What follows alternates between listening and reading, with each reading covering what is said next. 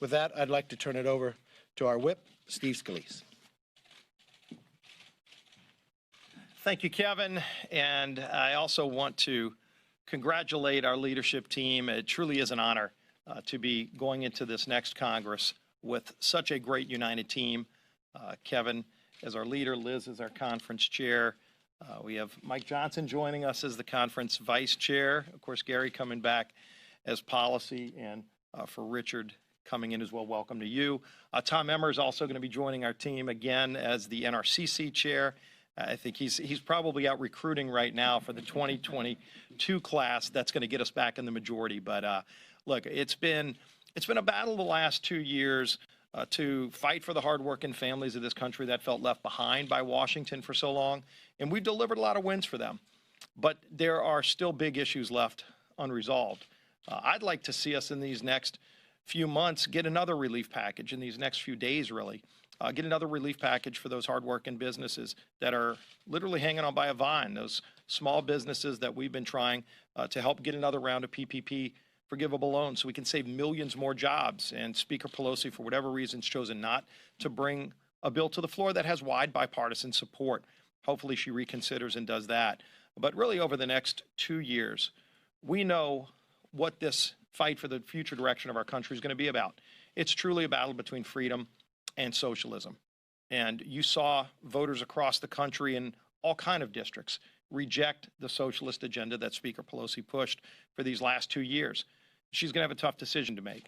Does she continue catering to the most radical far left elements of our conference, or does she work with Republicans to get things done for hardworking families? It's going to be a choice she'll have to make as Speaker, but we're not going to stop fighting for those hardworking families that make America work, that still are counting on us to work together for them. So we're going to continue battling for those hardworking families and fighting for those free market ideas that have always made America the greatest country in the history of the world. And with that, why don't I now turn it over to our newly reelected conference chair, Liz Cheney. Thank you, Steve. And it's really an honor to be here with our leader and our whip, with Mike Johnson, our newly elected vice chair, Gary Palmer, reelected as policy chair, and Richard Hudson, who's going to be our conference secretary. We've just come from our leadership elections, and the feeling in the room and the enthusiasm and the excitement about where we are and about the hard work ahead of us, but the momentum and the energy to get that work done has been really remarkable. We have a tremendous class of incoming members, many of whom themselves have fought these challenges that we're fighting now. We've got 4 members of the incoming class who were born, whose families came to the United States from socialist countries, who've lived firsthand what it means when the government takes power away from the people and when people lose their freedom. And we are all absolutely committed to continue to fight against that and to make sure that the kinds of results that we saw in the House across this country are replicated and expanded in 2024. We also are committed to making sure that we do the work the American people have sent us here to do. As the leader and the whip said, the Speaker time and time again has proven that she's more concerned with placating the far left of her party than she is with actually getting things done for the American people. Whether you're talking about COVID, whether you're talking about health care generally, the extent to which they've embraced socialism across the board. So we're committed to doing the work our constituents sent us here to do, to doing it together in a unified way so that we can deliver, again, in a majority in 2022. And with that, I'm going to turn things back over to our leader. Does anybody want to say? Gary, want to say a few words? Well, I'm really looking forward to the opportunity to serve as policy chair. Kevin provided great leadership in working with us to develop the commitment to America, and it's resulted in historic gains in the House for us, incredible diversity. We really reflect America, but there's one group that's not a part of our conference, and that's the socialists. We have a conference that represents what I believe most Americans want to see. A conference that's committed to putting American families and workers first. I'm proud to be a part of it. Thank you. Richard? Thank you.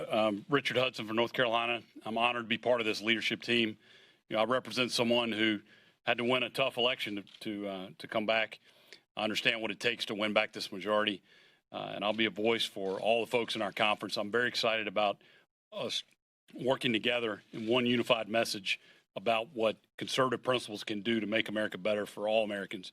And I believe that message is what's going to put us back in the majority in 2 years. Thank you. Mike. Thanks, Kevin. Mike Johnson, Louisiana. I'm really excited to be on this leadership team. We've got a strong one, and we had a very encouraging meeting with all the new Republican members. We filled the whole ballroom over at the Hyatt. This is a really exciting time for us. We know we have I think, a fateful 2 years ahead of us, and we're ready for the challenge.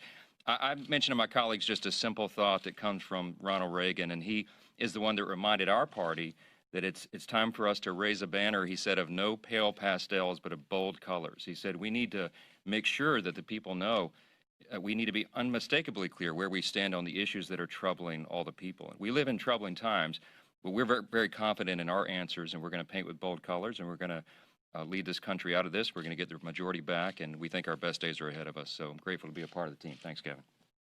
Thank you, Ar. As you can see, our party, especially in the incoming class, is more diverse than we ever been. That what makes us only stronger. We won from Miami to New York, to defeating a committee chair in Minnesota, to Iowa, to California, even the Speaker's home state. But I'm proud to say it's my home state, too. And we still have a couple more seats out there, gaining in New Jersey. I think our numbers are going to be well on the way to over 210. It's going to be exciting next 2 years, but we have work to get done this time as well. Hopefully, Speaker Pelosi will have put aside her partisanship and actually put the American public first, especially in a time of COVID, that we can get a relief bill through. When we departed last, we have a discharge petition on the floor for all those people who work for a small business. The billions of dollars that are sitting there that still could be used, or the billions of dollars sitting there for the states. I know Speaker Pelosi had held a number of her Democrats not to sign that discharge petition. If she won't act, we still should. All they have to do is sign the discharge petition. The bill can come to the floor. If they want to vote against it, vote against it. But I watched what they said in their rhetoric back home. Now's the opportunity for them to keep their word. So with that, let me open it up for questions, comments. Yes, sir. How do you square the impressive gains that House Republicans have made in states all over the place with the president's claims of all these widespread voter fraud, irregularities, and so forth? I assume the same elections that were useful for you in California and Minnesota and Florida weren't also, fraud, infested pits of illegality. Well, I mean, I think from one aspect, I've always firmly believed that every legal vote should be counted. Every recount should be finished, just as they're going to do in Iowa in a congressional race. Just as we're watching in New Jersey 7, where the AP had called the race and now they had to pull it back. So I think what the president is saying, the same exact thing. Let every legal vote be counted.